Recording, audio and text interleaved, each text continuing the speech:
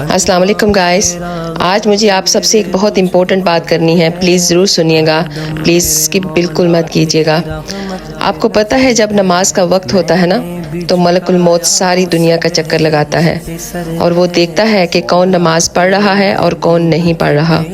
اور جو بھی انسان نماز کی پابندی کر رہے ہوتے ہیں تو ملک الموت خوش ہوتا ہے اور ان کی روح آسانی سے نکالتا ہے، اور جو نہیں پڑھتے، نماز میں غفلت کر رہے ہوتے ہیں، ان کے ساتھ بہت برا سلوک ہوگا،